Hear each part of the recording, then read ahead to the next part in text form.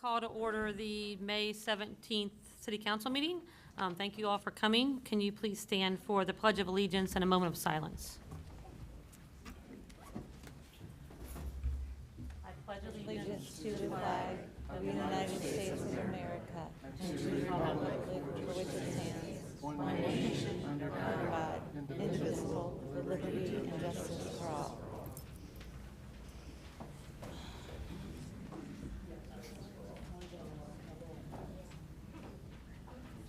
All right, thank you. Thank you. All right, Jackie, can you please call the roll? Yes, Mayor. Mayor Evans, Here. Vice Mayor Russell, Here. Mr. Haskins, Mr. Mitchell, Here.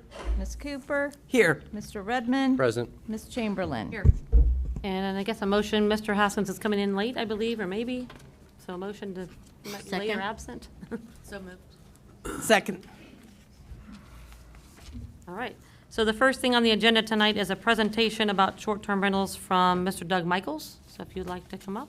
How do we want to do this? It's going to be on PowerPoint, so I don't know do we need to turn it so people can see, so forth and so on? Probably more council can see. Mayor, I need to you want to read read your, my- I'm sorry, you want to read your I'm sorry, statement Doug. first? I need to read a little presentation or before we get Sorry. started. I'm going to read this. The rules of council appoint the law director as the parliamentarian of council. Since part of the job is to maintain order during meetings, I sometimes must come across as the bad cop in the good cop, bad cop scenario. I will endeavor to be the good cop this evening. Ohio courts have clearly held that there is no absolute right of the public to speak at a public council meeting. During my somewhat lengthy tenure as city attorney, no one has ever been denied the opportunity to speak and address council, and we're not going to start this evening. However, it is also clear that we have the right to limit the time of each speaker. This evening, everyone who wants to speak will have the opportunity to speak, but you will be limited to one time only for 3 minutes each. It has been my experience that a well-prepared speaker can readily get their point across and make a cogent argument supporting their position in that amount of allotted time. In an effort to save council time and be more efficient, one resident has presented a list of 25 residents he represents and will be permitted a maximum of 15 minutes to speak on their behalf. This is not a hearing, but those addressing council and those in the audience will be subject to the same semi-formality of a hearing. Only the person at the podium will be permitted to speak. All comments from the podium shall be directed at council, the manager, or me. We are affording you the opportunity to make your positions known, both pro and con. It is not intended to be a question and answer exchange between those attending and the members of council. The speaker shall not address members of the audience. Members of the audience will not be permitted to comment while someone is at the podium. That's just common decency and courtesy. When you come to the podium, state your name and address. If you are not a resident, please state your connection to or interest in the city of Milford. Personal ad hominem attacks will not be tolerated. I've been present for many, many meetings where passions ran high. I've always been proud of how our citizens have conducted themselves during those meetings. All right, thank you, Mr. Manier.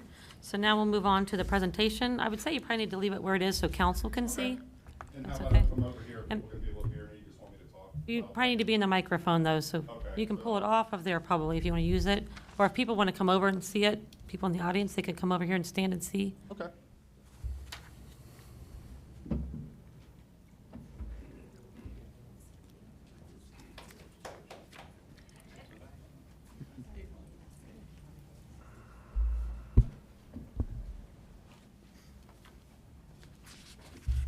Okay, thank you. My name is Doug Michaels. I am a resident at 140 Mound Avenue.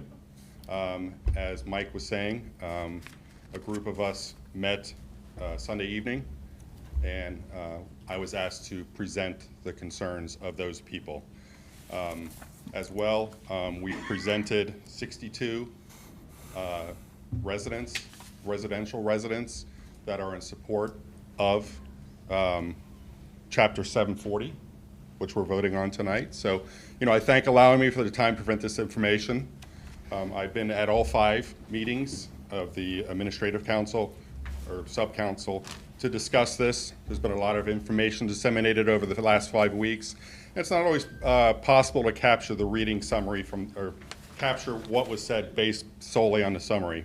Why this presentation is no way represented everything that has been in support of the new Ordinance 740, it does summarize some items that have been discussed. So first point is the short-term rental businesses are in opposition to the current zoning ordinance, Chapter 1147 R3 residential. Mr. Michaels, do you mind, Greg, carrying the microphone with you? Sorry, it should come off of there. Thank you. It'll help Jackie do the minutes. I've always been a rock star, so I'll do this. As I was saying, the short-term rental businesses are in opposition to the current zoning ordinance, Chapter 1147 R3 residential. And as you can see, the title 1147.01 purpose statement is the purpose of the R3 single-family residential district is to preserve the character of older neighborhoods within the city, which include both single-family homes and duplexes.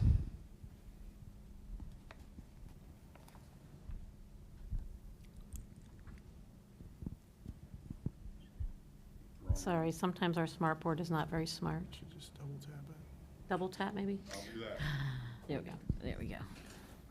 Okay, so within that same 1147, there are permitted uses, and those are captured in 1147.02. I'm assuming everyone that's on City Council is well aware of those permitted uses, and short-term rentals do not fall into any of those uses. There's also conditional uses under 1147.03. And as 1147.02, short-term rentals do not fall into any of the conditional uses either.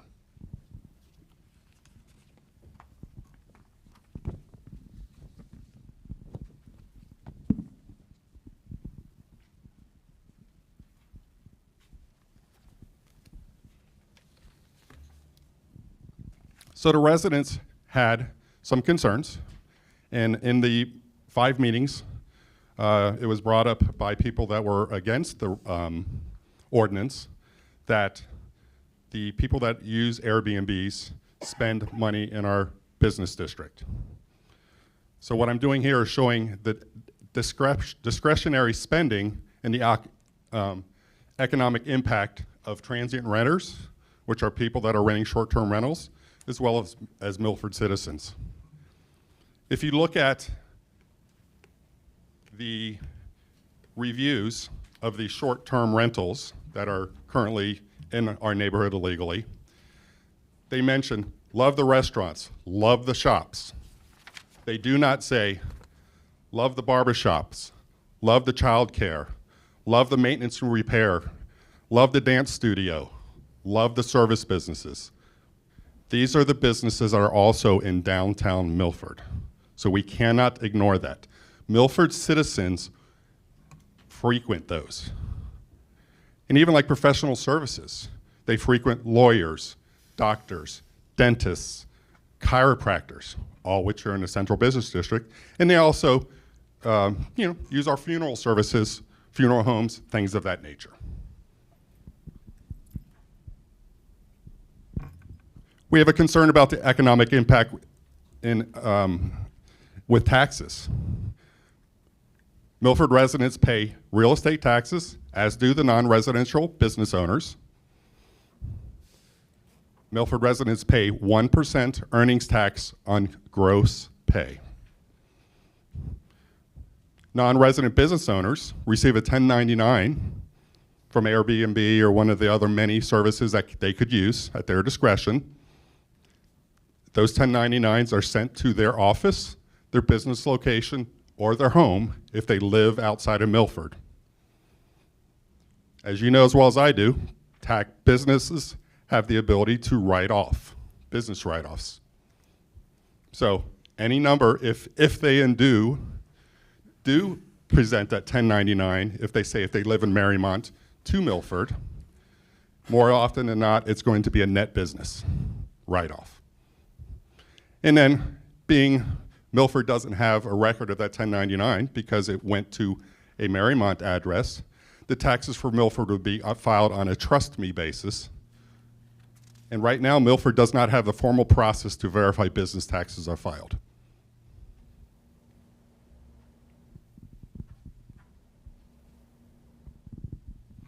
Community impact. Transient renters not part of the community. They come in for a day or two, or as the latest statistics for Airbnb, 4 days is the average stay of an Airbnb.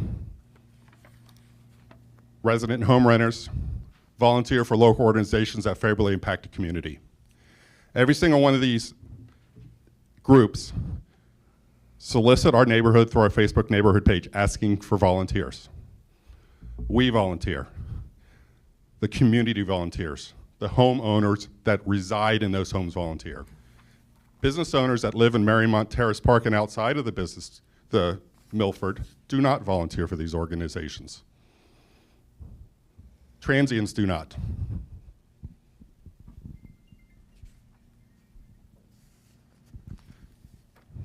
Don't want to bring up COVID-19. I think we're all sick and tired of talking about it. However, during COVID-19, the residential neighborhood I lived in had a defined plan to support our businesses. There was many people in our neighborhood supported businesses by buying gift cards, thousands of dollars of gift cards, so these people could keep their staff, they could keep their doors open, as difficult as it is. We on purposely did not spend those until the restrictions were lifted. We use carryout, we use curbside shopping, and we shop locally. This isn't about me, but starting in 2020, 100% of my gift giving, Christmas, birthdays, anniversaries, were from downtown Milford businesses. And it's continuing. You don't get that with transient renters.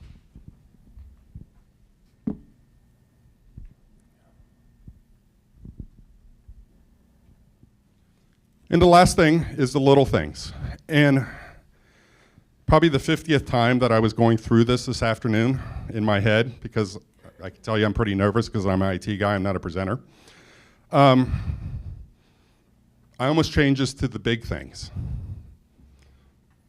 Not going to read these off, but these are the big things that people live in communities for.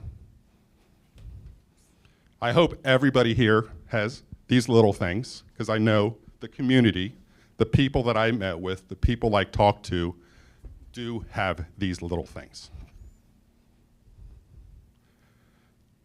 You know, you got to understand, and I know I have a limited time here, but, you know, we're passionate about what we do.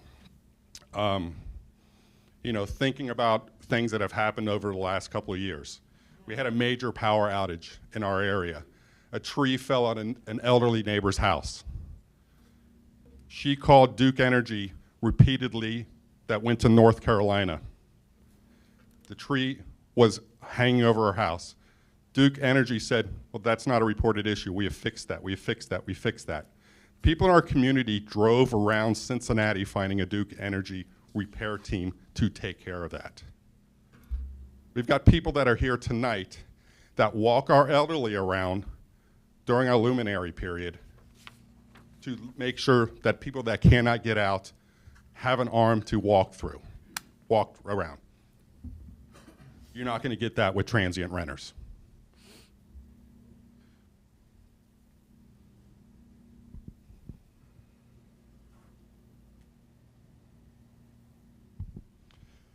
So, in conclusion, I want to thank the Milford residents that allowed me to speak on your behalf, the 27 that allowed me to speak on your behalf, as well as the 62 that did sign the document in support of 740. It emphasizes so much what I appreciate about this community. When people need to come forward like they did for this issue, they stepped up.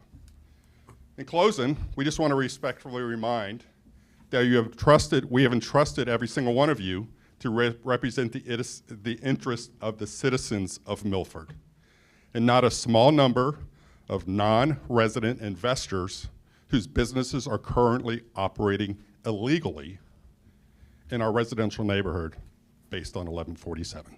Thank you.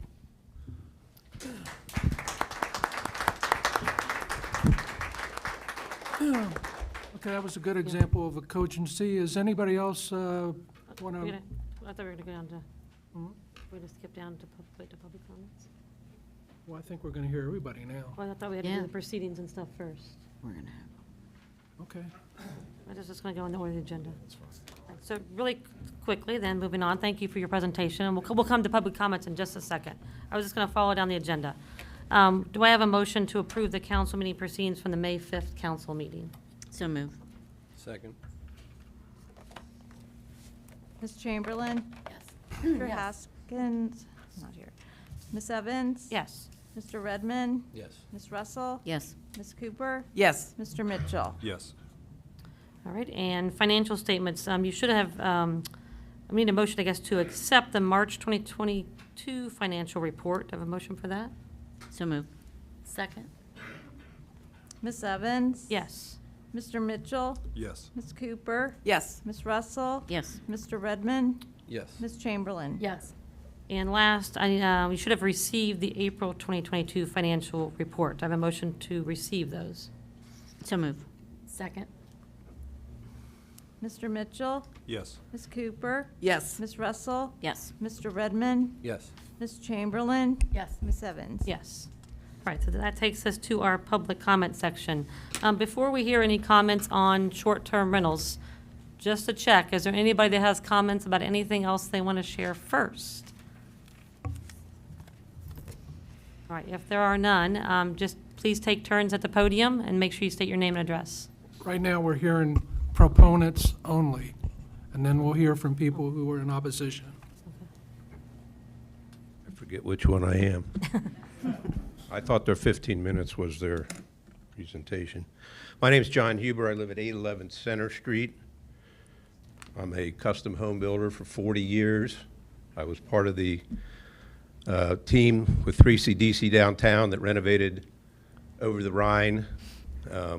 We did over 80 units down there, and I say that just briefly to suggest that if anybody wants to talk about solutions, we dealt with this all down there and came up with good solutions. I don't have time to get into that right now. I just want to make a few comments about the presentation. These are not transients, they're guests. I also own an Airbnb. It happens to be in Batavia. I own rental property, or I did 2 weeks ago, here on Center Street. I just recently sold it.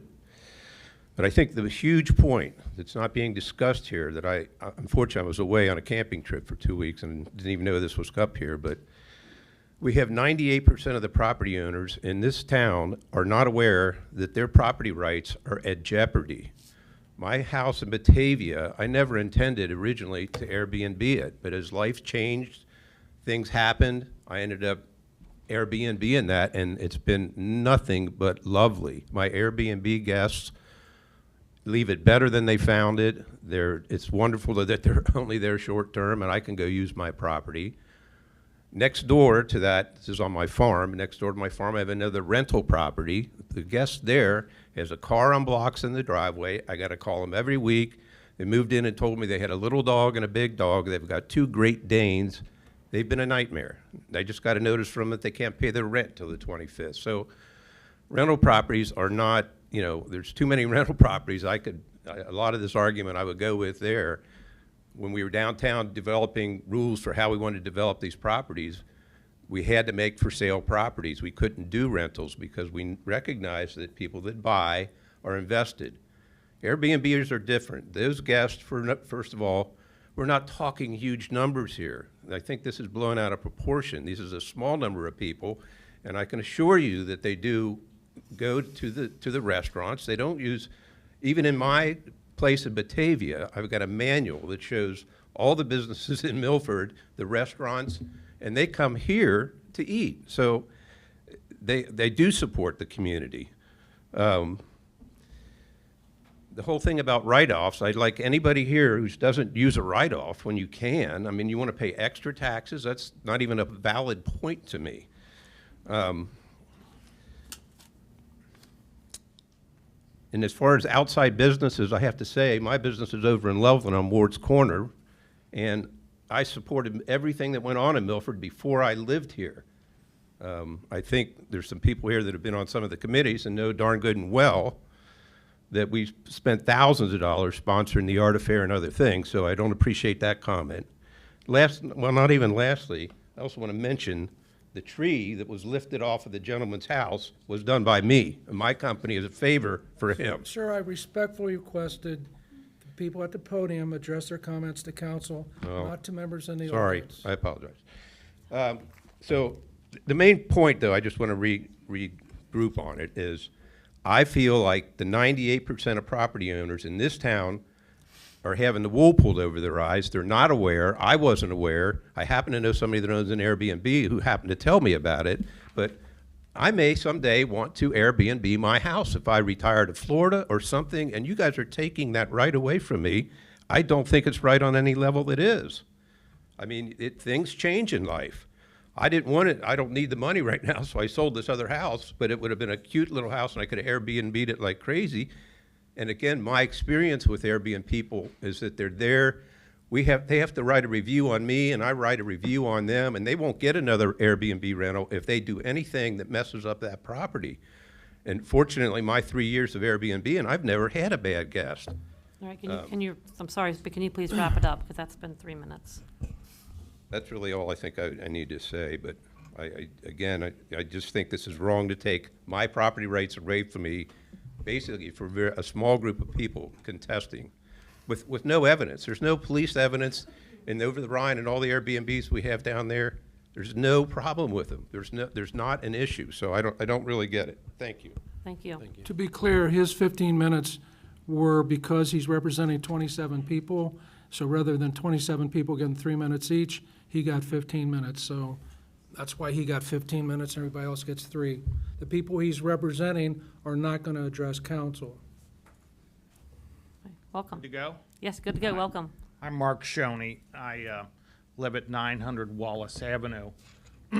I've also owned about, in the past 5 or 6 years, 8 different properties in Milford, many of them on South Milford, Mound, the nicest streets in Milford. I've owned property. And I live on one of the nicest streets. I also own an Airbnb across the river. Has no neighbors, but I've had that for 10 years. And the reason I use it as an Airbnb is because I like to go over there when I want to go over there and sit by the beach, watch the river go by.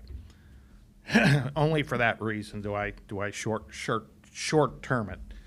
I have a manager that's handling it now, but he said in the past 2 years we've had 500 guests there, and so I would say that probably 1,000 people have come and gone through that little house, and I doubt that anybody's ever seen any of them that were there in this room. I do know that 95% of the time at least, they eat every meal out. They go to the grocery, they spend a bunch of money, they bring it back. And the clients that I have, just so we all don't get scared about riffraff coming into the neighborhood, they're paying big dollars to rent my place. And it's usually some grandma from Terrace Park that's, kid had a baby and she's here for a week or two, or I get a lot of local people that want a weekend on the river. I've had no problems with any of them. There's never been a police report made over there for any reason. And I like the point that the gentleman just made about renters. I've bought and sold 100 houses. I'm in the home improvement business. And I bought and fixed and resold over 150 houses in this area and all on the east side. But an Airbnb property is kept a lot nicer than any kind of rental property. I mean, our house, as soon as they leave, the cleaning crew comes in, and it's spotless, and the yard is kept well, and yeah, I talk about regulations. I got more regulations what you cannot do in my property than they do at the middle school. So this is not a party joint, and there's no loud music going on. And I think, too, that the people are sort of frightened by, short-term renters. Well, it's usually somebody's grandma coming in to watch somebody's baby. That's been my experience for the past 10 years of having that little place over there. He's keeping it. So there's nothing to run away and hide about. The noise coming up out of the new clubs is a lot more nuisance than any Airbnb I've seen. Can you wrap up, please? Thank you. Yeah. I think I had one point, but I can't think of it. Well, thank you very much. Thank you. Who would like to be next?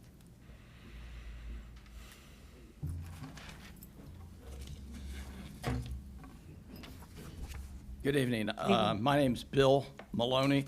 I'm not a resident. I live about 8 blocks away across the bridge in Terrace Park. I tried to be a resident, but the house on Mound sold before we could get our offer in.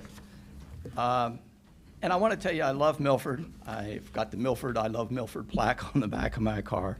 And I want to thank the employees at City Hall, because I had some questions last week about this topic, and they were very kind to give me some information and documents to bring me up to speed. The reason I'm here is because my sister was a 6-year resident down at SAM. She was in the Alzheimer's unit. And my sister had 9 children and 20 grandchildren. And my sister and I are from a family of 8 children. So she had like 37 nieces and nephews on our side, plus another 40 on her husband's side. It's a big family, big Irish family. But when she got Alzheimer's, people in the family always made arrangements to come visit her. And SEM was just wonderful. But the nice thing about these Airbnbs, especially the one on Garfield, is they could come and then relax and then walk down Cleveland to SEM. I also want to tell you, I've been a volunteer. I have 12 years or more at the Nature Center. And one of my favorite groups of students are the Milford students. Milford schools are great. I just want to tell you some of the wonderful things about Milford. My brother Jack, when he got out of the Air Force after Korea, he and his wife built one of the first homes over on Clairtoma and raised 4 kids there. My brother Frank, after high school, he studied to be a Jesuit down at, well, it's now SEM, but that was a Jesuit college, a novitiate. And it was wonderful. We had wonderful visits down there. I'm personally a member of a church, St. Andrew's in Milford. And I'm pretty active at the church. I also want to tell you, I like Milford so much. I'm here every day almost. 3 of my fellow retirees, we meet and we go for a walk, and you'll probably see us with our walking sticks. I mean, we're in our 80s, but we make it across the bridge and we come up Main Street. We've had more fun at Miss Sherry's, the Main Cup, Foragers, May Cafe, and on a good day, we make it all the way up to UDF. And that little side room, we can sort of relax. And of course, they have a bathroom, which is pretty important. But I want to tell you, I really like Milford. And I like the fact that there are these wonderful gifts that Milford provides. These short-term rentals, I know they've been really wonderful to our family. And I want to thank you for giving me the opportunity to speak. Right. Thank you. Thank you very Thank much. you. Appreciate it. Thank you.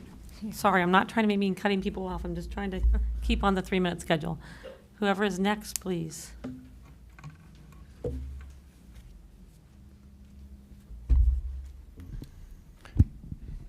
Hello, my name is Mike Menkhaus. I have property at 351 Fence Rail in Milford. I've worked in Milford numerous times in my career. Was on a retreat in SEM many years ago, and I still have business here. I want to mention one thing about the money that people spend. The money that Milford residents spend is rotating money from A to B to C to A to B to C. The money that comes in from renters, from our guests, is new money coming into Milford that stays in Milford. You know, they can then rotate amongst the Milford people. So I did want to point that out. This proposed ordinance was passed in the committee by a 2-to-1 margin, potentially based on fabricated information provided at the meeting prior to the vote. Untrue allegations were made about parties at 520 Garfield, about trash on the lot, etc. And I can assure you, there are no guest parties on that property and there is no trash. Those are completely unfounded allegations, and my daughter Tara has motion-activated cameras that can substantiate that comment. She also has an email from a person directly across the street who confirms there have been no problems with parties or trash. I'm concerned that that vote was inappropriately influenced by some of those untrue statements. No one wants to have these parties, wild parties, across the street from them, next to them, or even down the street, or trash. And certainly my daughter doesn't. She runs her units extremely well. As a matter of fact, she's a super host in just 7 months on Airbnb. That means she averages 4.8 out of 5 stars from her guests. She or someone she engages is at that facility 4 to 6 times a week at a minimum. That's herself, her boyfriend, her cleaners, or me. There were some true allegations in that meeting. The grass did get too high, and that was because her lawn care person fired one of their employees because he didn't cut the grass, okay? That could happen to any of us, to any resident, to anybody else. Also, the wall was damaged. A vehicle ran over it and damaged the wall, and that's at the front corner. The parking is in the rear. Whether she lived there or just visits there, it's immaterial. She wouldn't have seen it immediately, and she didn't. That is, both of these situations have already been remedied. Perhaps of more concern is the fact that no one has acknowledged all of the hours of work she and those she's engaged have put into the place. Truckfuls of tree branches, vines, weeds have been pulled and plucked out and removed to clean up the entrances and facilitated the walkways. Unruly overgrowth has all been cut back. That's actually improved the aesthetics of the building. Here's a thought. Drive down the streets of Milford and note the condition of the residences. If any of them aren't maintained well or have 3 complaints in a year, are we going to evict them? Can you wrap up, please? I'm very close to wrapping up. Okay, thank you. I think not, and I think that creates almost a 2-tier system of justice. I mean, if you're a business and you maintain your place, or you get 3 complaints, you can't run your business. And my daughter's invested $650,000 in this place 7 months ago, and now she's going to be forced into a losing position where she can't even sell it for a reasonable amount of money because it can't be used anymore in the same way that it was. And we feel like we're unfairly being targeted when there's a very few establishments that operate like hers in Milford. So I just ask that we identify the problems, document the problems, and address them in the least onerous way. We're taking a sledgehammer to a potential tack. All right, Why not use the zoning laws? Thank you for sharing your concerns. Who is next?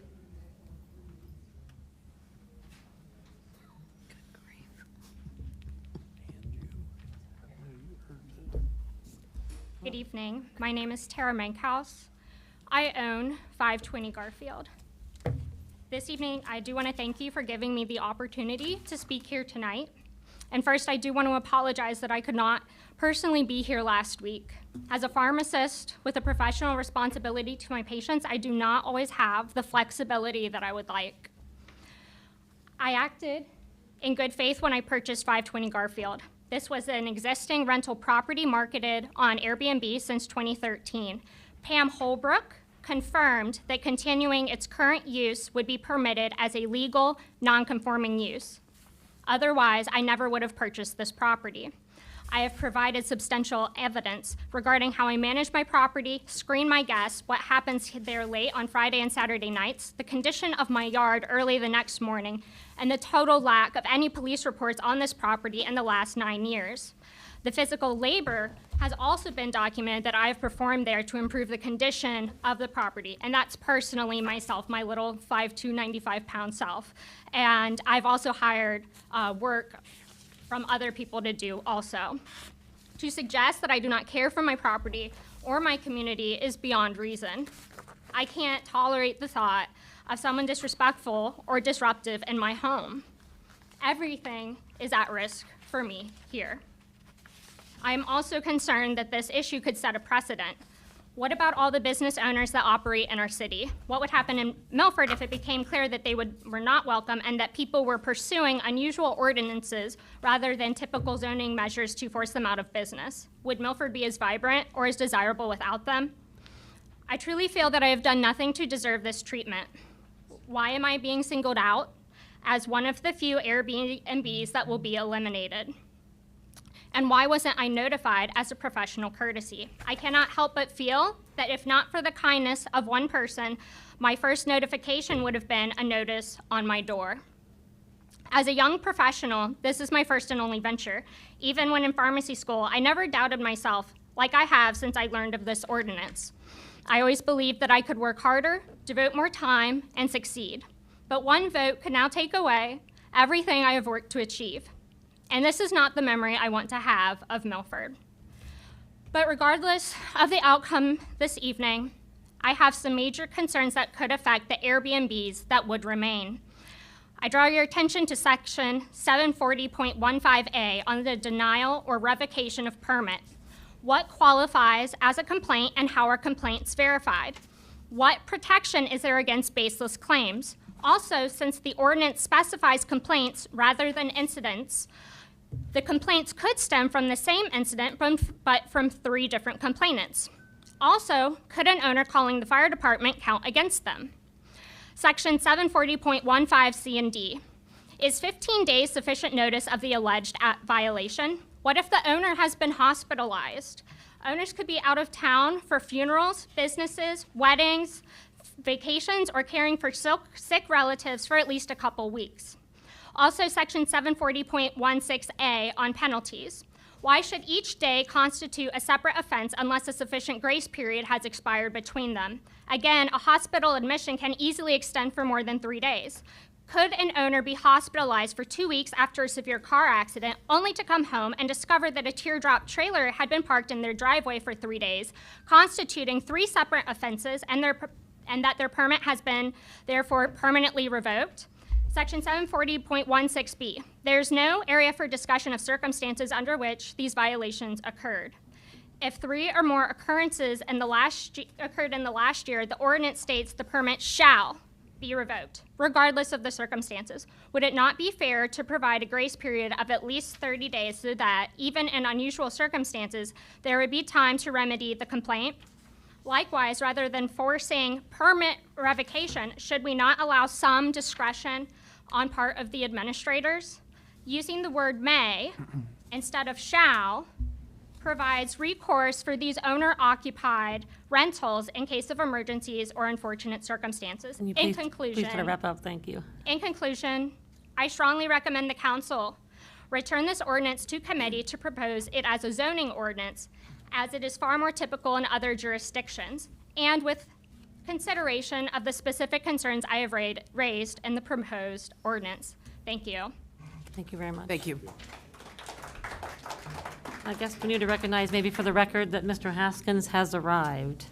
So you can add that to the minutes, that he is present. And whoever is next. He's arrived. Anybody else like to comment?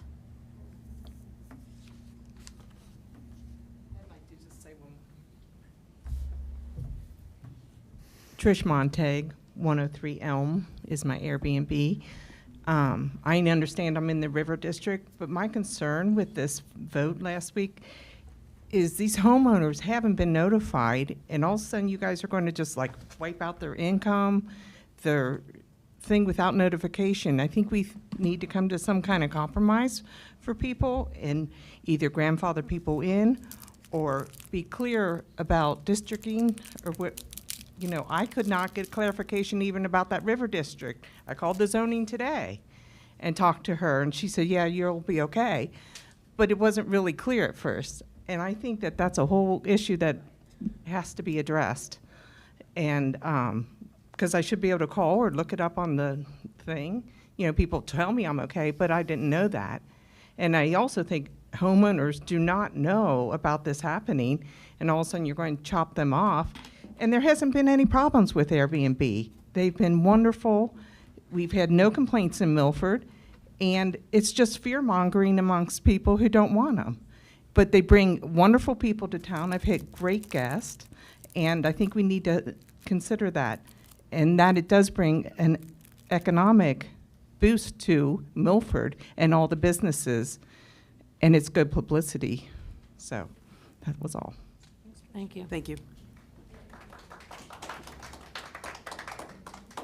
Anybody else wish to comment? Ben? Good evening. I'm Keith Conover, and I'm at 420 Main down in downtown. And I've been, my family and I have been running a B&B for a couple of years now. And when this all came up, my main question was, and I've been on zoning boards and all the other, but my main question is what is the problem?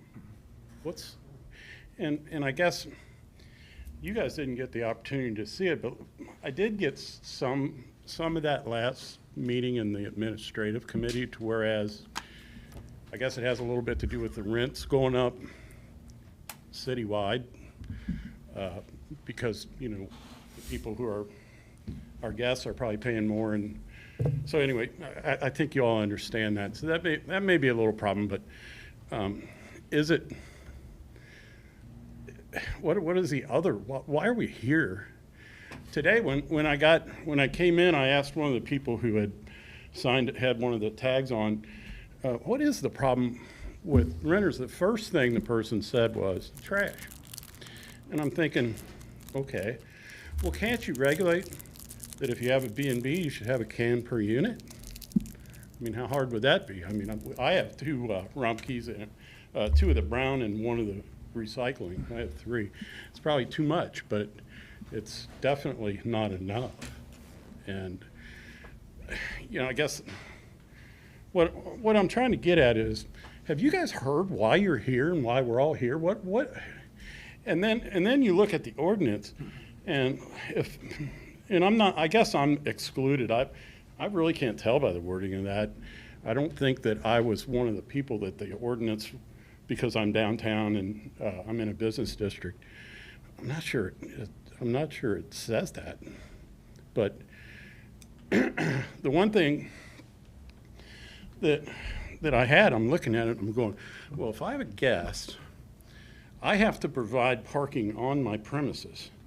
Even though I have public parking where they can park all night, they all have to, according to that, even though there's parking allowed on the street and everyone uses it, my guests can't use it. Welcome to Milford.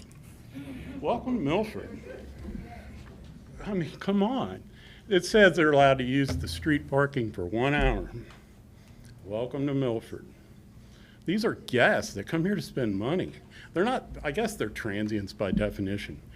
But boy, that word, I guess it just, to me, it's not how I viewed it. There was a comment at the presentation about gift certificates. You know, it's funny, but one of my guests bought me a $25 gift certificate for Harvest Market, and a $40 gift certificate for, is it Scantilla? Is that how you? And I did use the 40 for Scantilla for some decorations, and I still have the 25. And actually, she's coming back next month, and I was going to give her that back because, you know, they can always use a little bit of food. But that's all I really had to say is why are we here? And why you guys have a sledgehammer in your hand ready to whack people over the nose? You know, when they called you and they said, I'm thinking about buying this house and I want to check on the zoning, they were told there's nothing in there about it. You could go ahead and do it. And if you try, just try, you guys are going to be in court over and over and over and over and over, and they're going to get stays, and you're going to get. So I'm done. You can wrap up, thank you. Thank you. I appreciate your His time. clock didn't work. I didn't get a signal, sorry. Anyone else on that side of the issue like to speak? Anybody on the other side of the issue like to speak that hasn't spoken already? Hi, welcome. Hi, my name is Anna Singh. I live and work in Milford. My family owns Birding Surveying, which has been in this community for 30 years. We can go on and on about the emotional connections to Milford. I think all of us here understand the emotional ties we have to communities. And what I want to talk about real quickly, and I emailed each one of the members of council before the meeting, is the black and white. So in the draft ordinance, and I want to clarify this, short-term rental properties are not being eliminated. What we are talking about is a non-owner occupied short-term rental property becoming prohibited in the city of Milford. For the purposes, owner-occupied means the owner of the property permanently resides in the short-term rental property as their primary place of residence. One of the concerns that our neighborhood, hoods, collective individuals have is that in the last 6 months, we have seen one corner become occupied by now going on 4 units of short-term rentals. And I'm going to read my letter that I wrote to council to everyone else. Good afternoon, good evening. As a City of Milford resident and resident of Laurel Avenue specifically, I wanted to offer my public comment. Our city needs oversight of short-term rentals, and the proposed ordinance should be passed by the council. I believe the ordinance is currently revised as of the last Administrative Services Committee meeting should pass with little to no revisions. Some people have raised good points about parking. There's been other revision suggestions that I think are valid, but for right now, we're talking about short-term rental properties, non-owner occupied. From a legal perspective, per the IRS, under the transient rule delineated in section 168E2, if a vacation rental is leased for 30 days or less at a time to visiting tenants, it should be classified as a non-residential real estate property. Under these special circumstances, the IRS now recognizes short-term vacation events as commercial real estate, which carries a 39-year depreciation. We don't want our residential neighborhoods turned into mixed-use neighborhoods. We don't want commercial businesses operating in residential properties by non-owners, non-owner occupied. In other words, these rental properties are not homes. They're classified in a similar fashion to hotels. Additionally, the courts have decided in numerous cases that the difference between a long-term rental of a residential property is a residential investment, but that short-term rentals where the property must be managed and worked at continuously to rent is a business venture, not a residential venture. Given that myself nor none of my neighbors, residents of the city, bought into mixed-use neighborhoods of commercial and residential properties, the city has an obligation to ban these commercial spaces / business ventures in our residentially zoned neighborhoods. To fail to do so impacts so many factors relating to our quality of life, which Doug spoke about, the initial reason we bought and invested in our homes, and the ability to resell them for a continuation as a residential property. from a personal perspective, which again, that is secondary to what we're talking about tonight. We're talking about the black and white, the reality of it, the legal perspective. You From can a please wrap up, please. Sure. Thank you. I want my family to grow in a neighborhood of families and residents, not one of transient strangers. In the last 6 months, one block has 3 entire homes that are short-term rentals. Ultimately, this free-for-all affects the tax income base of the city as well as our population numbers and our sense of community. Thank you. Thank you. Thank you.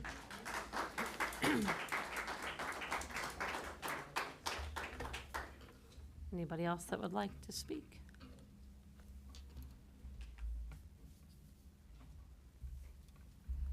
Hello, I'm Jen Lyles, 375 Hickory Street.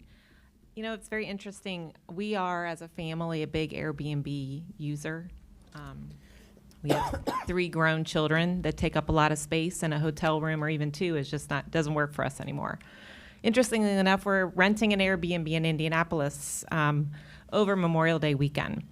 There will be probably 25 of us staying at this house. And it's allowed. The owner's fine with it. They encourage it. They want there to be gatherings. They have a hot tub. They have a big lot. They have a big home. I don't know what their neighbors think about this. We are not going to, it's all family. We're not going to have a party. We're not going to have lots of illegal things going on. But it's up to the owner and the community to monitor this. I don't know if you're getting my point. It is not something that Airbnb will take care of. That's been brought up in former committee meetings. It's up to the owner. We can't, we don't know as a neighborhood, I'm speaking against using Airbnbs, non-owner occupied. We don't know that the owners are going to be taking care of the properties. There have been examples where they have not been taking care of the properties. So I just wanted to give you the perspective as an Airbnb user. We rely on the community where we're renting the Airbnbs to monitor those situations. It's up to our community and our government to make it how we want it to be. Thank you. Thank you. Thank you.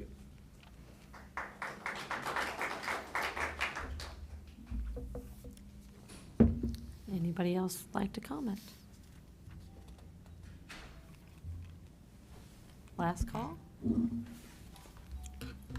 right, well, we will move on the agenda from the public comment section. So that moves us to standing committee reports. Vice Mayor Russell, Administrative Services. Okay, well, that meeting, we did have a Administrative Service Committee meeting on May 11th. Present was myself, Lisa Evans, and Kim Chamberlain. Staff members, City Manager Michael Doss, Law Director Mike Manier, Executive Assistant Jackie Bain, and we had numerous, if not a lot, of the same people that are here tonight that were there on May 11th. I'm not going to read the whole Administrative Service meeting minutes because a lot of it, if you need to have any documentation, it is all on the website, and I think it was also posted as well. We did discuss the proposed legislation of short-term rentals and regulations. There were Lisa Evans, Kim Chamberlain, myself, kind of talked back and forth about certain things that we had discussed on the previous May 4th meeting, and proposed a few changes in those on that ordinance. That ordinance and the changes were sent out almost immediately to all the council members as well. And so I think at this, before we, talk any more about the ordinance, or before we, I move on, maybe if there's any comments or concerns or questions from the council regarding the ordinance. I wanted to ask if they had any questions, wanted to ask us. Are we speaking specifically now about the ordinance, or are we going to speak? Well, just some, what we made as far as the changes on that ordinance, and then what's the proposed ordinance for tonight? Do you want to do it now, or do you want to do it at the end, when you get to it in your? Yeah, that's you.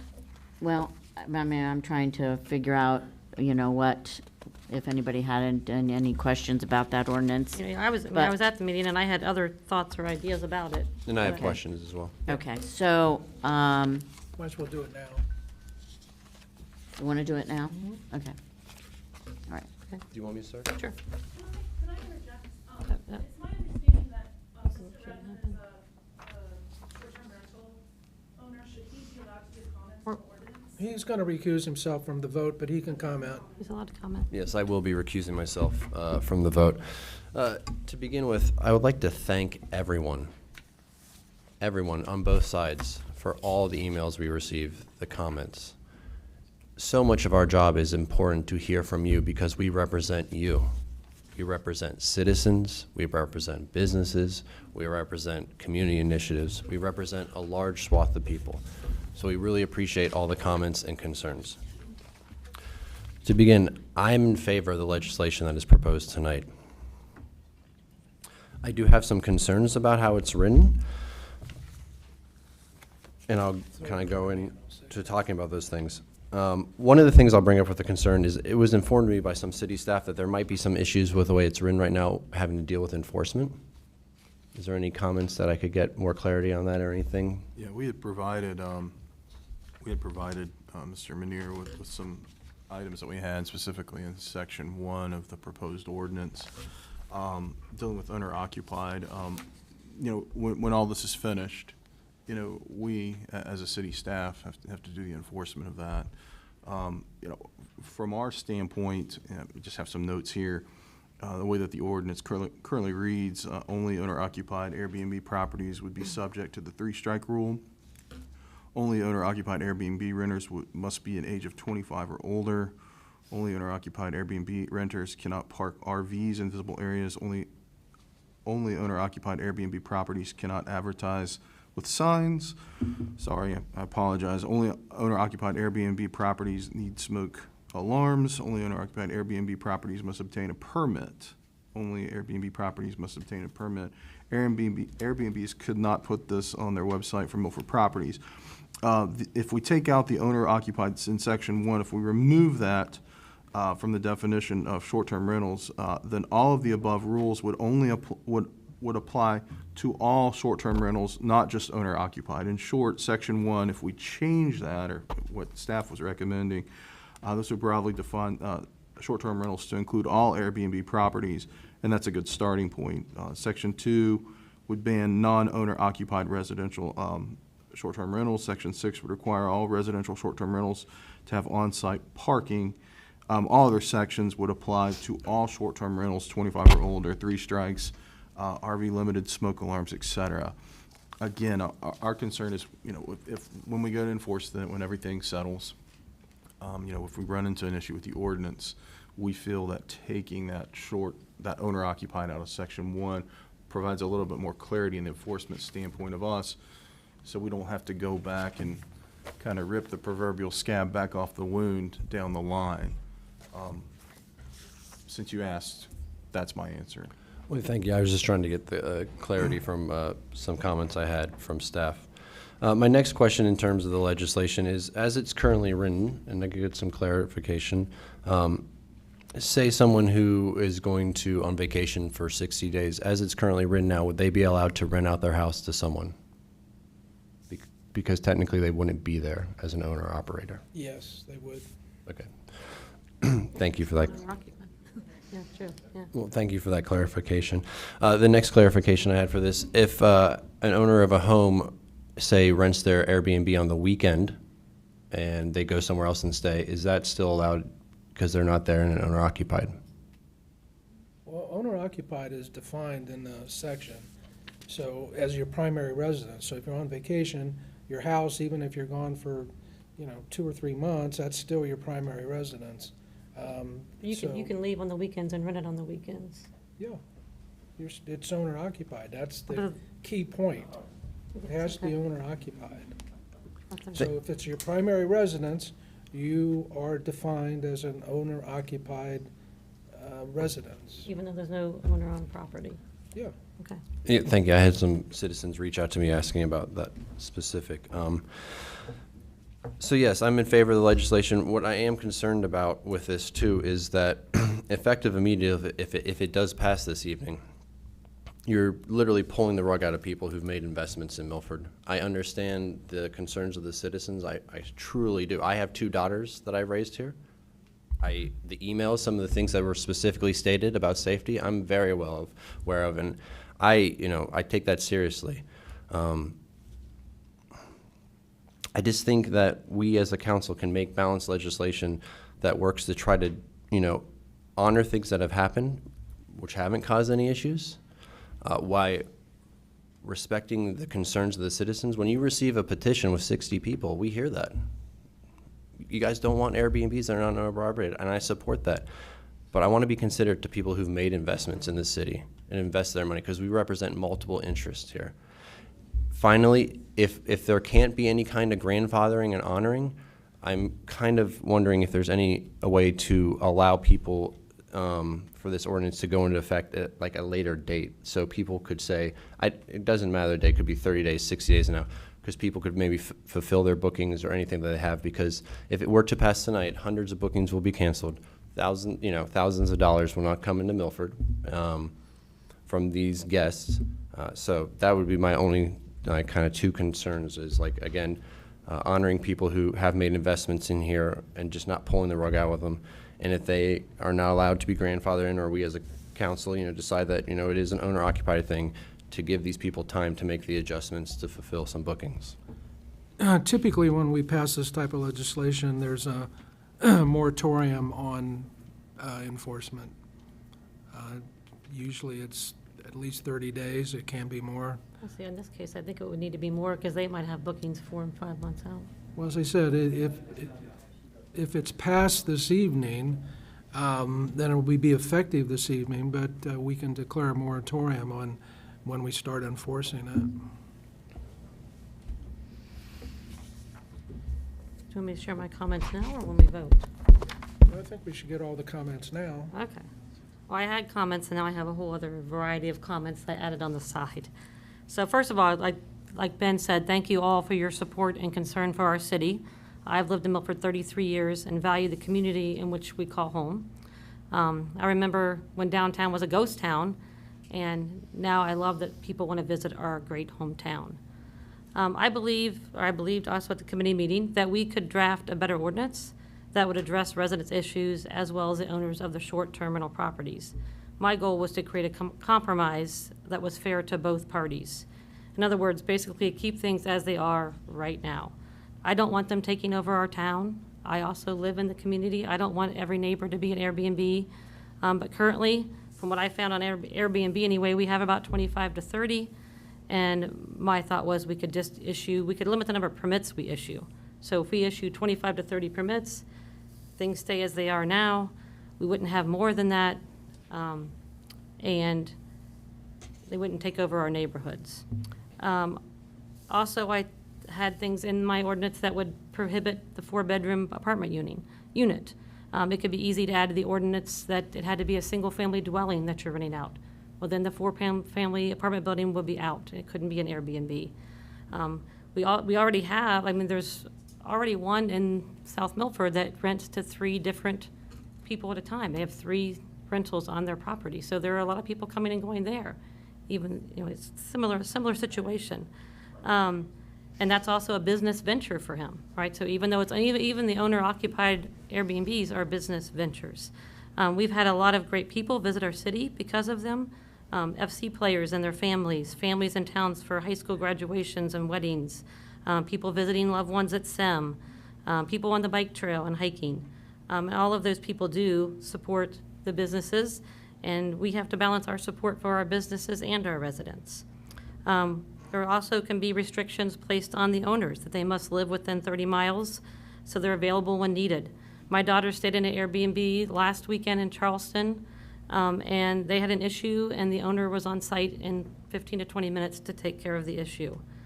Many long-term rental properties in our city are owned by people that live very far out of town, out of state, and they're not available and on site on the property.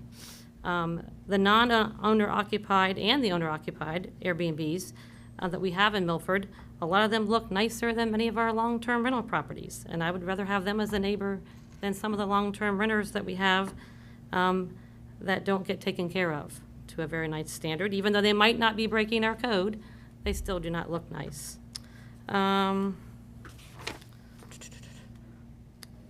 We're not guaranteed who our next door neighbor is and whether we will approve of them or not, whether it Airbnb or a renter or an owner. Bad people, crime, all those situations can come anywhere. There was on the news today, there was a big crime spree and the people lived at a local motel. So it can happen anywhere. We haven't really had complaints about the ones we have now. And I thought that we could find a way to honor them and keep a balance in our city.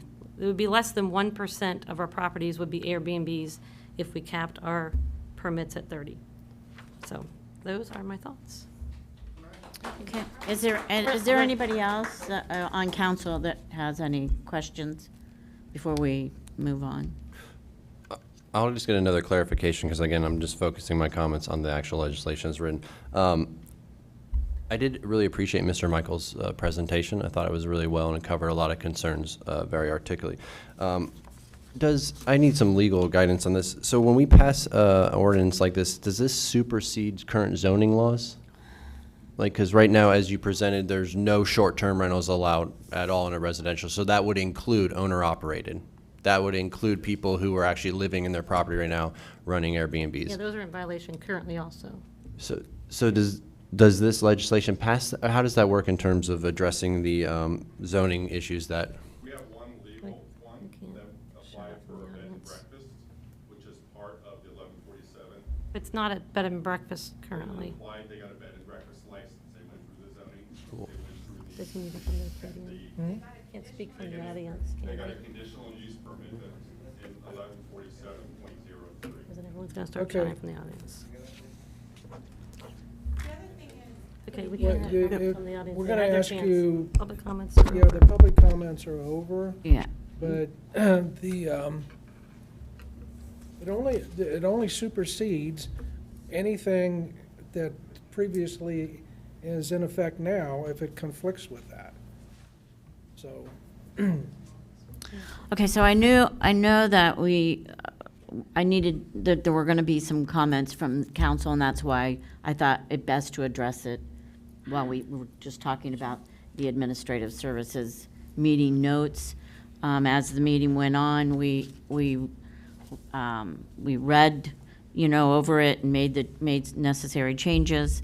And then the three that are on the committee, I, as the chair, made a motion to go ahead and adopt this legislation, and then it was seconded by Ms. Chamberlain. One more clarification, because I think you said, Michael, in the ordinance, it says that they have to provide off-street parking? Because if we're going to allow Airbnbs in our commercial district, most of the commercial district doesn't have off-street parking. Correct, yeah, it does not, and that's one of, I'm sorry. No, so that's a big problem. We're going to require it, but none of the commercial property has off-street parking. Okay, we can't talk. Right.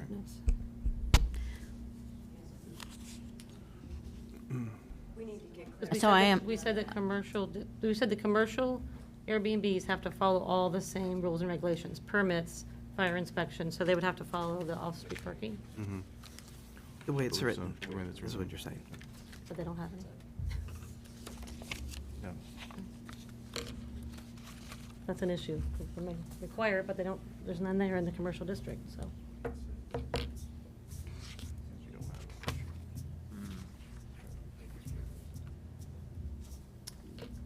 Well, we made the necessary changes on it, and well, are we going to read the ordinance now or wait till We get there on the agenda, or what's council's desire to do? We have I to, don't read the ordinance, but she has to read it out of committee. yeah. You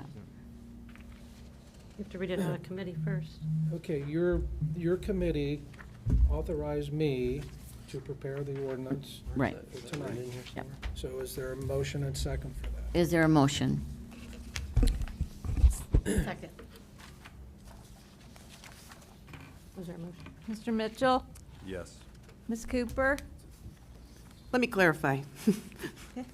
We are voting, You're not voting to pass it We're or not voting to pass it, read you're it. just voting to. To read the committee ordinance. Wanna make sure- For me to read it tonight. thank you. And then if you Yes. want to vote no on it, you can vote no. Ms. Russell? Yes. Ms. Chamberlain? Yes. Ms. Evans? Yes, you can read it. Mr. Haskins? Yes. Mr. Redmond? I recuse myself. Okay, any further business from your committee, Ms. Russell? No, there wasn't, so we ended the meeting around 6, it was about 6:05. We adjourned. All right, thank you very much for your report.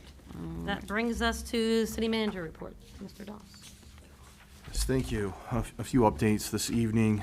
Just want to remind council, as far as the two major projects that we have coming up this year and into next year, the city is working to finalize and publicly advertise and bid engineering and architectural and project management services for both the Five Points Landing Park project and the Wallace Avenue Water Tower project. Those projects will exceed our typical amount that we would go and just get 3 quotes.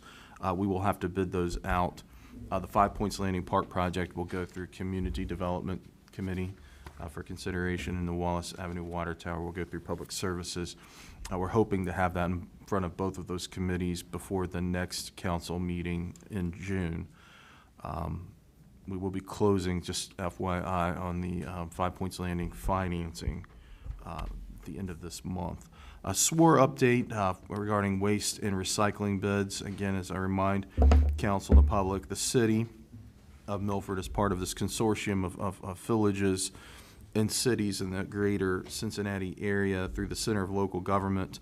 And every few years, we bid out our waste collection and recycling services. Those did go out to bid through the Center for Local Government.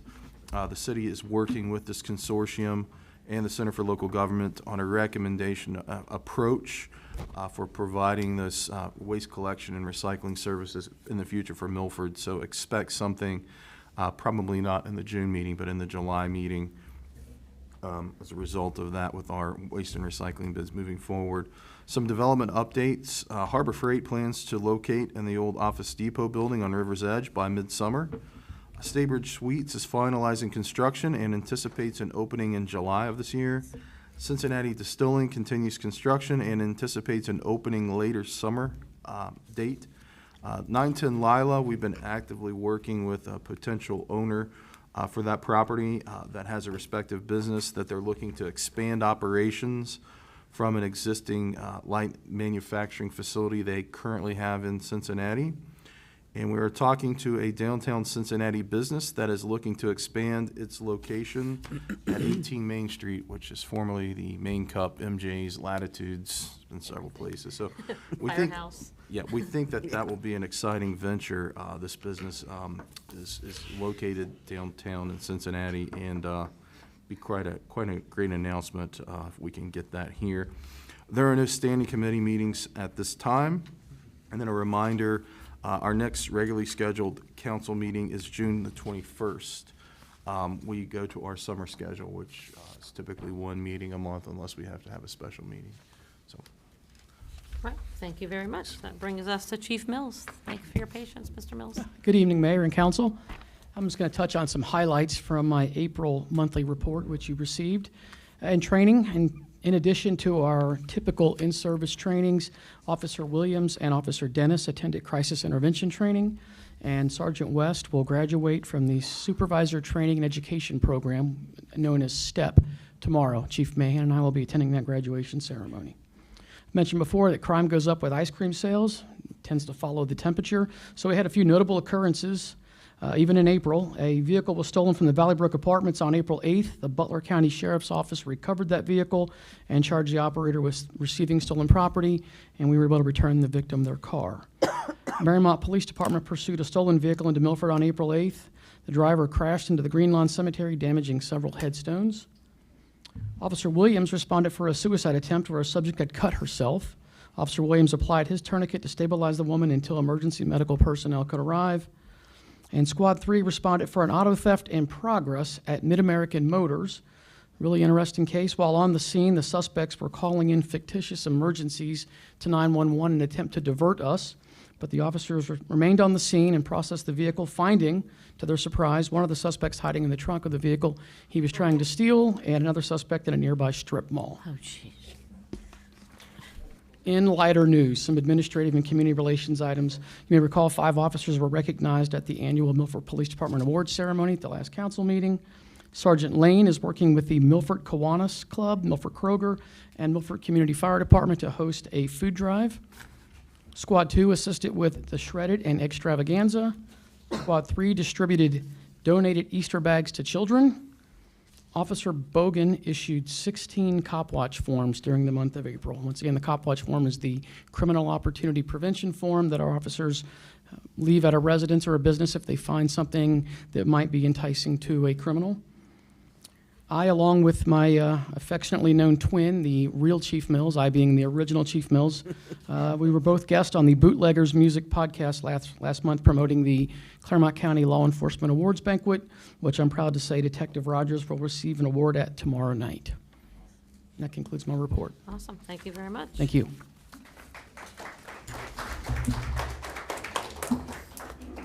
That brings us to fire. Chief Miller. Mine will be short, so you can hold your applause for after. I think Chief already sent out his monthly report. All we really have going on this week, we got a couple people up doing some heavy rescue training in Bowling Green. It focuses on new vehicle equipment and some larger heavy rescue stuff. Our crews currently this week are also doing some residential fire attack training over in Loveland. They're going on today, tomorrow, and Thursday. And other than that, that's really all we've got. We had a little bit of a car fire this afternoon, but Yep. took care of that. Nobody got hurt, so we're all good. Thank you very much. Thanks. I can attest to them training in Loveland today. They came in for lunch at Paxton. Thank you. All right, that brings us to council comments. Anyone from council like to make a comment? Yeah, I have some comments. Unrelated to legislation, because we already spoke about that. What I wanted to really speak about, too, is that I wanted to make it clear to everyone that's here tonight that we as a council and as a city staff care about the community. This has been a very heated debate between people. Things have happened, things have been said, but we really just want everyone to really understand that we do care. I mean, when you look back and forth from one side to the other, this is the real Milford. This isn't the metaverse Milford that exists online. This is the real concern, and I'm glad that all of you are here to share it. But we do care, and I want to just encourage everyone to be, for future issues, let's try to be nice to each other. Really, like, I do seriously mean that. Like, let's try to be nice. Let's all try to be adults. Let's all try to be the things that I heard citizens and people saying about how much they love Milford. We're going to try our best. We're not always going to get it right up here. But we try our best because we care, and that's why we ran for council, to care about everyone's concerns. All right, thank you, Ben. Anybody Ben. else? And just to go along with that, it's not for one group versus another. It's actually for the whole city of Milford. It's for the whole community that we as council people have to sit here and kind of think about, is this the best thing that we can do? Or should we, make adjustments or, so it takes us a long time to get to a certain point sometimes. And, it's like Ben said, it may not always be the right decision, but in everyone's mind or in some people's minds, but it's the decision that we feel is best for this time. Thank you, Sandy. Thank you. Yes, for residents and businesses, yes. Thank you. Anybody else? All right, that brings us to new businesses, ordinances, and resolutions. Thank you, Mayor. I'm going to read the resolution first. Resolution 22-635, a resolution appointing initial Region 14 representative and alternate representative to the One Ohio Recovery Foundation, Inc. Board. Now therefore be it ordained that the Council of the City of Milford hereby adopts the resolution appointing initial Region 14 representative and alternate representative to the One Ohio Recovery Foundation, Inc. Board, which resolution is attached hereto and fully incorporated herein as if fully rewritten herein pursuant to and in accordance with Section 12.03 of the Milford City Charter. This resolution shall take effect immediately upon its passage by council pursuant to and in accordance with Section 12.07 of the Milford City Charter. Just requires a motion to adopt. Motion to adopt? Second. Ms. Cooper? Yes. Ms. Evans? Yes. Mr. Mitchell? Yes. Ms. Russell? Yes. Mr. Redmond? Yes. Mr. Haskins? Yes. Ms. Chamberlain? Yes. Okay, just a comment on the next ordinance. It will require 5 affirmative votes to pass it tonight. If it only gets 4 affirmative votes, this is the first reading, and the second reading will have to take place at the next council meeting. If it doesn't get 4 votes, it doesn't pass. Ordinance 22-146, an ordinance enacting Chapter 740 of the Codified Ordinances of the City of Milford for the regulation of short-term residential rental properties, whereas the Council of the City of Milford has deemed the short-term rental residential dwelling units to be a commercial business activity, whereas Council has determined that short-term residential rental properties as a commercial business should be regulated, now therefore be it ordained by the Council of the Municipality of Milford, Section 1. The Council of the City of Milford hereby enacts Chapter 740 of the Codified Ordinances of the City of Milford, titled Short-Term Rental Property, pursuant to and in accordance with Section 12.03 of the Milford City Charter. Chapter 740 is attached hereto and fully incorporated herein as if fully rewritten herein. Section 2, pursuant to and in accordance with Section 12.05 of the Milford City Charter, this ordinance shall become effective immediately upon its passage by City Council. Okay, you can make a motion to read by suspend the rules and be title only. That doesn't mean you're voting for it. It just means you're requesting it be read again before it's voted on. Move to suspend the rules and read by title only? Second. Mr. Mitchell? Yes. Ms. Cooper? No. Ms. Russell? Yes. Mr. Redmond? I recuse myself. Ms. Chamberlain? Yes. Mr. Haskins? Yes. Ms. Evans? We're voting just to read it again, not to Yeah. pass it, correct? Exactly. Oh, I, So, then, yes. yes, So, yes. I apologize. No, you're fine. I'm just trying to Thank keep you. it straight, too. Yes, then. Okay. Ordinance 22-146, an ordinance enacting Chapter 740 of the Codified Ordinances of the City of Milford for the regulation of short-term residential real properties. Motion to adopt? Second? Ms. Evans? No. Mr. Haskins? Yes. Ms. Chamberlain? Yes. Mr. Redmond? I recuse myself. Ms. Russell? Yes. Ms. Cooper? No. Mr. Mitchell? Yes. So that, was that 5 at affirmative then? 4. 4? Okay, this is first reading. The second reading will take place at the next council meeting. All right. So I don't think we have any old business. So is there a motion to adjourn? So moved. Second. Mr. Mitchell? Yes. Ms. Cooper? Yes. Ms. Russell? Yes. Mr. Redmond? Yes. Ms. Chamberlain? Yes. Mr. Haskins? Oh, we're Mr. still meeting. Haskins? Still voting. Mr. Haskins? Haskins. Yes. Ms. Evans? Yes. I thank you all for coming.